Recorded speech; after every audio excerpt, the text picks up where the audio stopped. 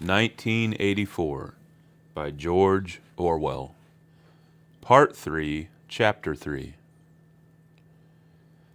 There are 3 stages in your reintegration, said O'Brien. There is learning, there is understanding, and there is acceptance. It is time for you to enter upon the 2nd stage. As always, Winston was lying flat on his back, but of late his bonds were looser. They still held him to the bed, but he could move his knees a little, and could turn his head from side to side, and raise his arms from the elbow. The dial also had grown to be less of a terror. He could evade its pangs if he was quick-witted enough. It was chiefly when he showed stupidity that O'Brien pulled the lever. Sometimes they got through a whole session without use of the dial. He could not remember how many sessions there had been. The whole process seemed to stretch out over a long, indefinite time, weeks possibly, and the intervals between the sessions might sometimes have been days, sometimes only an hour or 2. As you lie there, said O'Brien, you have often wondered, you have even asked me, why the Ministry of Love should expend so much time and trouble on you. And when you were free, you were puzzled by what was essentially the same question. You could grasp the mechanics of the society you lived in, but not its underlying motives. Do you remember writing in your diary, I understand how, I do not understand why? It was when you thought about why that you doubted your own sanity. You have read the book, Goldstein's book, or parts of it at least. Did it tell you anything that you did not know already? You have read it, said Winston. I wrote it. That is to say, I collaborated in writing it. No book is produced individually, as you know. Is it true, what it says? As description, yes. The program it sets forth is nonsense. The secret accumulation of knowledge, a gradual spread of enlightenment, ultimately a proletarian rebellion, the overthrow of the party. You foresaw yourself that that was what it would say. It is all nonsense. The proletarians will never revolt, not in 1,000 years or 1,000,000. They cannot. I do not have to tell you the reason. You know it already. If you have ever cherished any dreams of violent insurrection, you must abandon them. There is no way in which the party can be overthrown. The rule of the party is forever. Make that the starting point of your thoughts. He came closer to the bed. Forever, he repeated. And now let us get back to the question of how and why. You understand well enough how the party maintains itself in power. Now tell me why we cling to power. What is our motive? Why should we want power? Go on, speak, he added as Winston remained silent. Nevertheless, Winston did not speak for another moment or 2. A feeling of weariness had overwhelmed him. The faint, mad gleam of enthusiasm had come back into O'Brien's face. He knew in advance what O'Brien would say, that the party did not seek power for its own ends, but only for the good of the majority. That it sought power because men in the mass were frail, cowardly creatures who could not endure liberty or face the truth, and must be ruled over and systematically deceived by others who were stronger than themselves. That the choice for mankind lay between freedom and happiness, and that, for the great bulk of mankind, happiness was better. That the party was the eternal guardian of the weak, a dedicated sect doing evil that good might come, sacrificing its own happiness to that of others. The terrible thing, thought Winston, the terrible thing was that when O'Brien said this, he would believe it. You could see it in his face. O'Brien knew everything. 1,000 times better than Winston, he knew what the world was really like, in what degradation the mass of human beings lived, and by what lies and barbarities the party kept them there. He had understood it all, weighed it all, and it made no difference. All was justified by the ultimate purpose. What can you do, thought Winston, against the lunatic who is more intelligent than yourself, who gives your arguments a fair hearing and then simply persists in his lunacy? You are ruling over us for our own good, he said feebly. You believe that human beings are not fit to govern themselves, and therefore... He started and almost cried out. A pang of pain had shot through his body. O'Brien had pushed the lever of the dial up to 35. That was stupid, Winston. Stupid, he said. You should know better than to say a thing like that. He pulled the lever back and continued. Now I will tell you the answer to my question. It is this. The party seeks power entirely for its own sake. We are not interested in the good of others. We are interested solely in power. Not wealth or luxury or long life or happiness. Only power. Pure power. What pure power means, you will understand presently. We are different from all the oligarchies of the past, in that we know what we are doing. All the others, even those who resembled ourselves, were cowards and hypocrites. The German Nazis and the Russian communists came very close to us in their methods, but they never had the courage to recognize their own motives. They pretended, perhaps they even believed, that they had seized power unwillingly and for a limited time, and that just round the corner there lay a paradise where human beings would be free and equal. We are not like that. We know that no one ever seizes power with the intention of relinquishing it. Power is not a means, it is an end. One does not establish a dictatorship in order to safeguard a revolution. One makes the revolution in order to establish the dictatorship. The object of persecution is persecution. The object of torture is torture. The object of power is power. Now do you begin to understand me? Winston was struck, as he had been struck before, by the tiredness of O'Brien's face. It was strong and fleshy and brutal. It was full of intelligence and a sort of controlled passion before which he felt himself helpless. But it was tired. There were pouches under the eyes. The skin sagged from the cheekbones. O'Brien leaned over him, deliberately bringing the worn face nearer. You are thinking, he said, that my face is old and tired. You are thinking that I talk of power, and yet I am not even able to prevent the decay of my own body. Can you not understand, Winston, that the individual is only a cell? The weariness of the cell is the vigor of the organism. Do you die when you cut your fingernails? He turned away from the bed and began strolling up and down again, one hand in his pocket. We are the priests of power, he said. God is power. But at present, power is only a word, so far as you are concerned. It is time for you to gather some idea of what power means. The first thing you must realize is that power is collective. The individual only has power insofar as he ceases to be an individual. You know the party's slogan, freedom is slavery. Has it ever occurred to you that it is reversible? Slavery is freedom. Alone, free, the human being is always defeated. It must be so because every human being is doomed to die, which is the greatest of all failures.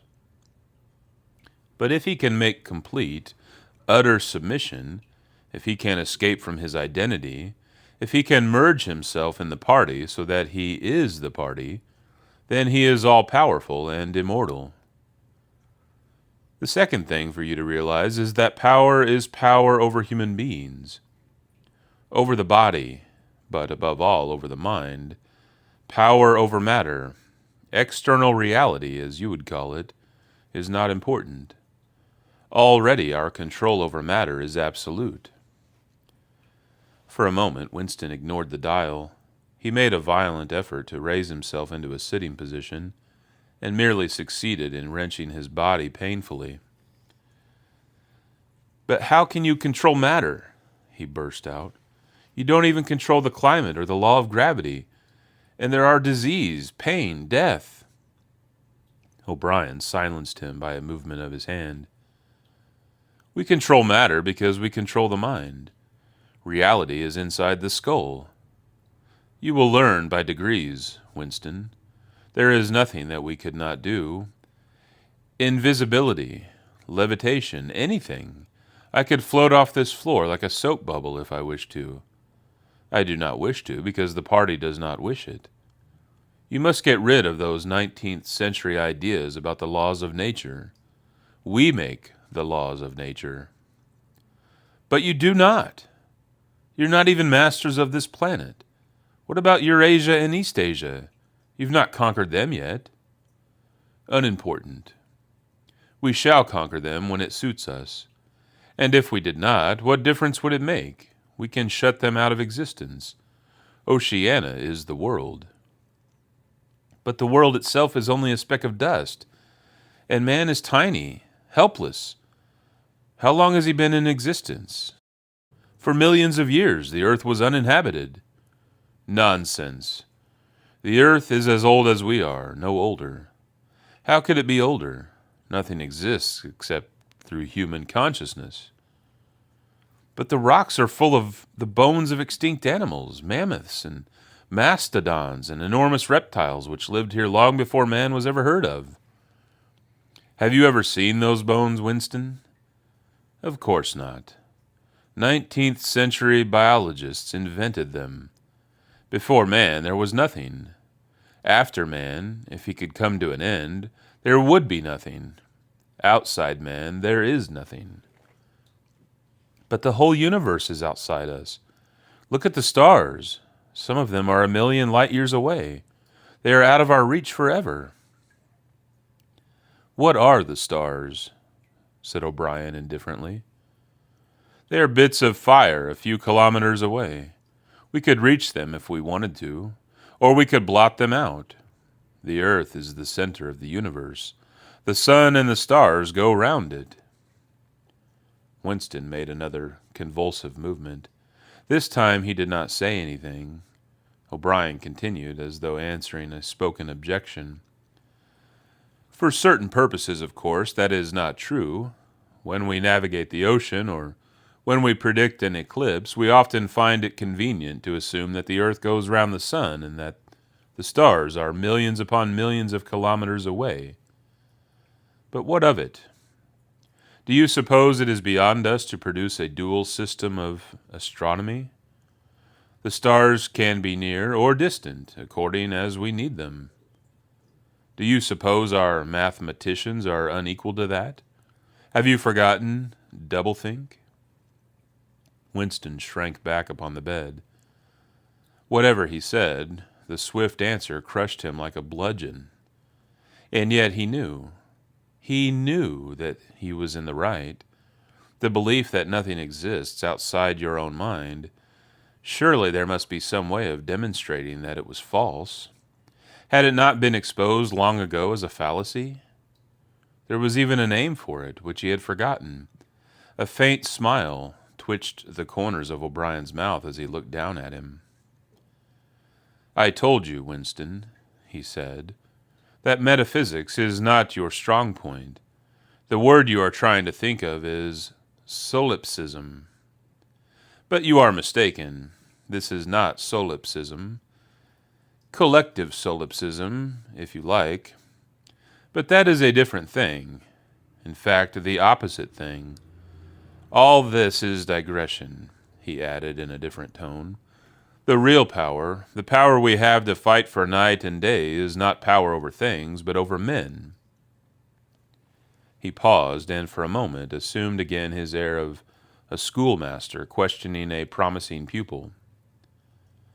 "How does one man assert his power over another, Winston?" Winston thought. By making him suffer, he said. Exactly, by making him suffer. Obedience is not enough. Unless he is suffering, how can you be sure that he is obeying your will and not his own? Power is in inflicting pain and humiliation. Power is in tearing human minds to pieces and putting them together again in new shapes of your own choosing. Do you begin to see, then, what kind of world we are creating? It is the exact opposite of the stupid hedonistic utopias that the old reformers imagined. A world of fear and treachery and torment, a world of trampling and being trampled upon, a world which will grow not less but more merciless as it refines itself. Progress in our world will be progress towards more pain. The old civilizations claimed that they were founded on love or justice. Ours is founded upon hatred. In our world there will be no emotions except fear, rage, triumph, and self-abasement. Everything else we shall destroy. Everything. Already we are breaking down the habits of thought which have survived from before the Revolution. We have cut the links between child and parent, and between man, and between man and woman. No one dares trust a wife or a child or a friend any longer. But in the future there will be no wives and no friends. Children will be taken from their mothers at birth, as one takes eggs from a hen. The sex instinct will be eradicated. Procreation will be an annual formality, like the renewal of a ration card. We shall abolish the orgasm. Our neurologists are at work upon it now. There will be no loyalty except loyalty towards the party. There will be no love except the love of Big Brother. There will be no laughter except the laugh of triumph over a defeated enemy. There will be no art, no literature, no science. When we are omnipotent, we shall have no more need of science. There will be no distinction between beauty and ugliness. There will be no curiosity, no enjoyment of the process of life. All competing pleasures will be destroyed. But always, do not forget this, Winston, always there will be the intoxication of power, constantly increasing and constantly growing subtler. Always at every moment there will be this thrill of victory, the sensation of trampling on an enemy who is helpless.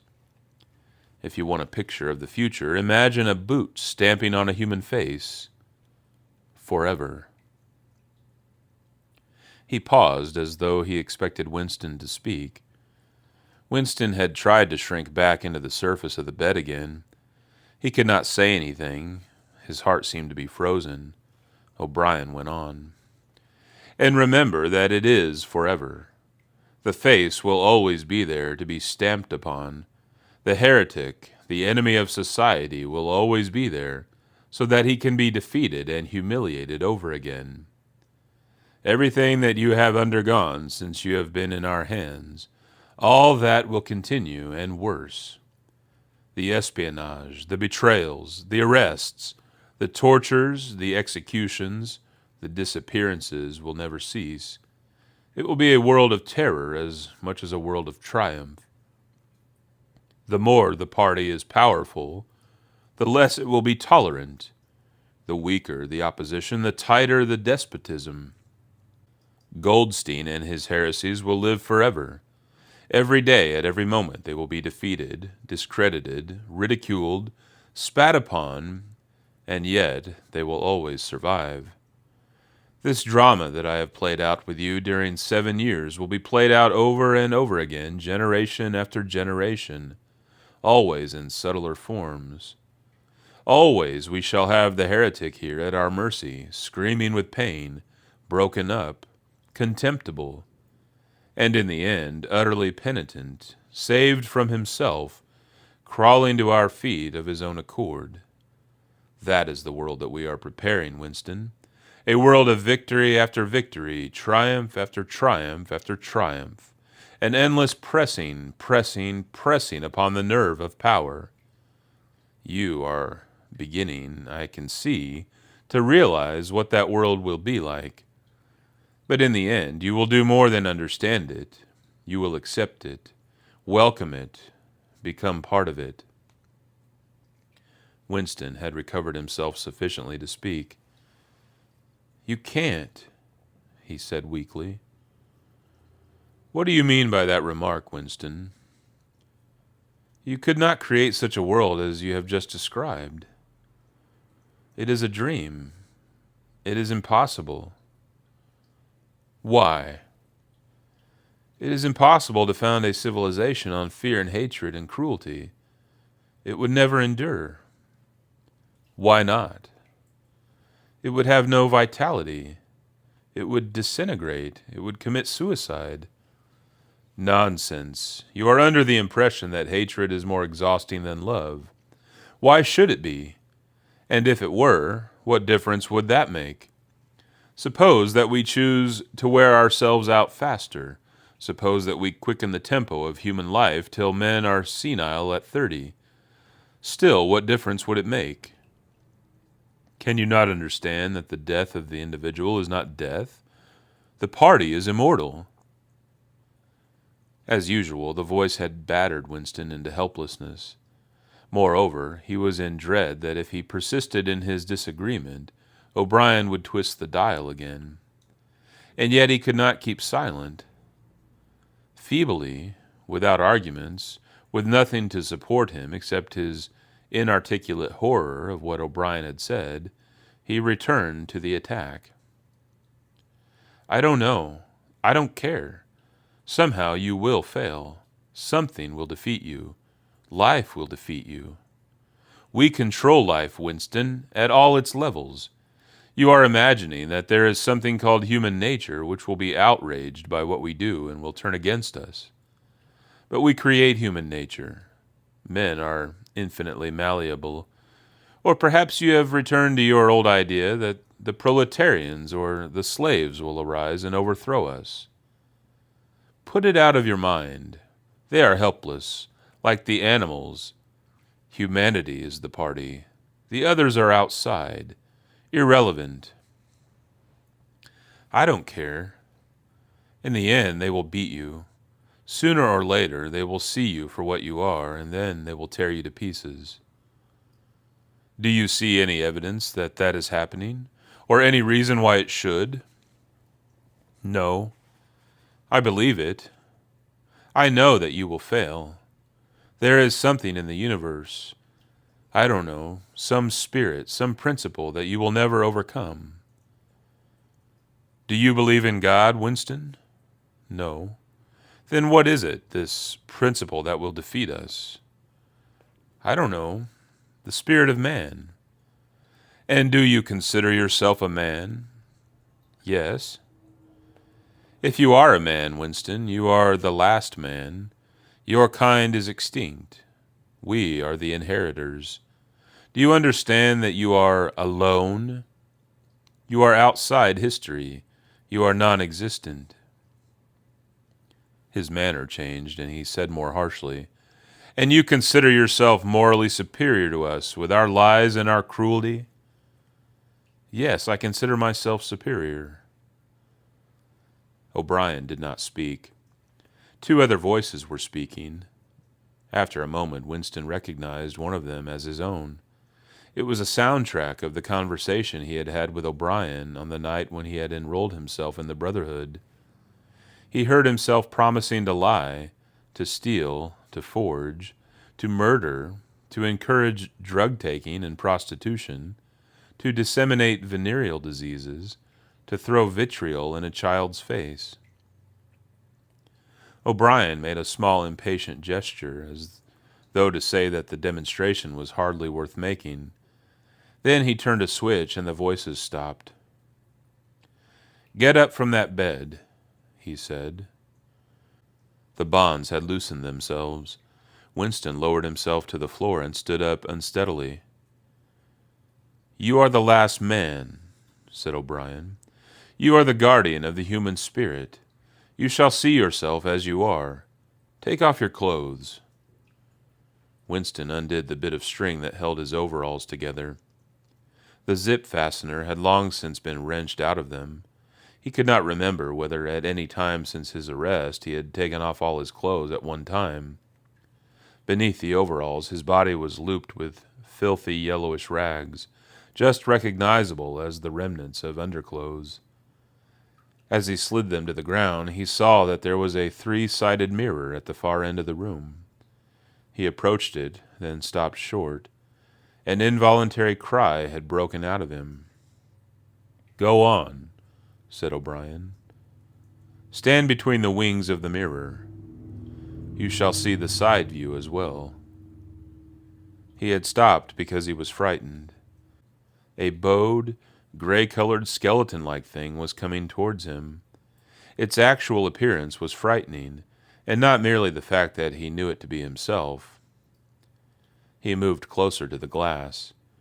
The creature's face seemed to be protruded because of its bent carriage.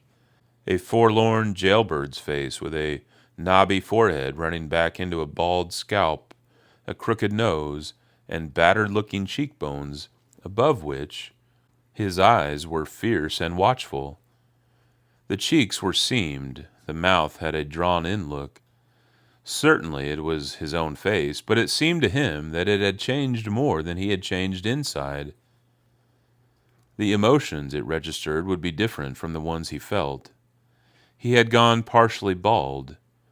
For the first moment he had thought that he had gone gray as well, but it was only the scalp that was gray. Except for his hands and a circle of his face, his body was gray all over with ancient, ingrained dirt. Here and there, under the dirt, there were the red scars of wounds, and near the ankle, the varicose ulcer was an inflamed mass, with flakes of skin peeling off it. But the truly frightening thing was the emaciation of his body. The barrel of the ribs was as narrow as that of a skeleton. The legs had shrunk so that the knees were thicker than the thighs. He saw now what O'Brien had meant about seeing the side view. The curvature of the spine was astonishing. The thin shoulders were hunched forward so as to make a cavity of the chest. The scraggy neck seemed to be bending double under the weight of the skull. At a guess, he would have said that it was the body of a man of 60, suffering from some malignant disease. "You have thought sometimes," said O'Brien, "that my face, the face of a member of the inner party, looks old and worn. What do you think of your own face?" He seized Winston's shoulder and spun him round so that he was facing him. "Look at the condition you are in," he said. "Look at this filthy grime all over your body. Look at the dirt between your toes. Look at that disgusting running sore on your leg. Do you know that you stink like a goat? Probably you have ceased to notice it. Look at your emaciation. Do you see? I can make my thumb and forefinger meet round your bicep. I could snap your neck like a carrot. Do you know that you have lost 25 kilograms since you have been in our hands? Even your hair is coming out in handfuls. Look!" He plucked at Winston's head and brought away a tuft of hair. "Open your mouth. 9, 10, 11 teeth left. How many had you when you came to us? And the few you have left are dropping out of your head. Look here." He seized one of Winston's remaining front teeth between his powerful thumb and forefinger. A twinge of pain shot through Winston's jaw. O'Brien had wrenched the loose tooth out by the roots. He tossed it across the cell. "You are rotting away," he said. "You are falling to pieces. What are you? A bag of filth. Now turn around and look into that mirror again. Do you see that thing facing you? That is the last man. If you are human, that is humanity. Now put your clothes on again." Winston began to dress himself with slow, stiff movements. Until now he had not seemed to notice how thin and weak he was. Only one thought stirred in his mind, that he must have been in this place longer than he had imagined. Then suddenly, as he fixed the miserable rags round himself, a feeling of pity for his ruined body overcame him. Before he knew what he was doing, he had collapsed onto a small stool that stood beside the bed and burst into tears. He was aware of his ugliness, his gracelessness, a bundle of bones in filthy underclothes, sitting, weeping in the harsh white light, but he could not stop himself. O'Brien laid a hand on his shoulder, almost kindly. "It will not last forever," he said. "You can escape from it whenever you choose. Everything depends on yourself." "You did it," sobbed Winston. "You reduced me to this state." "No, Winston, you reduced yourself to it. This is what you accepted when you set yourself up against the party. It was all contained in that first act. Nothing has happened that you did not foresee." He paused and then went on. "We have beaten you, Winston. We have broken you up. You have seen what your body is like. Your mind is in the same state. I do not think there can be much pride left in you. You have been kicked and flogged and insulted. You have screamed with pain. You have rolled on the floor in your own blood and vomit. You have whimpered for mercy. You have betrayed everybody and everything. Can you think of a single degradation that has not happened to you?" Winston had stopped weeping, though the tears were still oozing out of his eyes. He looked up at O'Brien. "I have not betrayed Julia," he said. O'Brien looked down at him thoughtfully. "No," he said. "No, that is perfectly true. You have not betrayed Julia." The peculiar reverence for O'Brien, which nothing seemed able to destroy, flooded Winston's heart again. How intelligent, he thought, how intelligent! Never did O'Brien fail to understand what was said to him. Anyone else on earth would have answered promptly that he had betrayed Julia. For what was there that they had not screwed out of him under the torture? He had told them everything. He knew about her, her habits, her character, her past life. He had confessed in the most trivial detail everything that had happened at their meetings, all that he had said to her and she to him, their black market meals, their adulteries, their vague plottings against the party. Everything. And yet, in the sense in which he intended the word, he had not betrayed her. He had not stopped loving her. His feelings towards her had remained the same. O'Brien had seen what he meant without the need for explanation. "Tell me," he said, "how soon will they shoot me?" "It might be a long time," said O'Brien. "You are a difficult case. But don't give up hope. Everyone is cured sooner or later. In the end, we shall shoot you."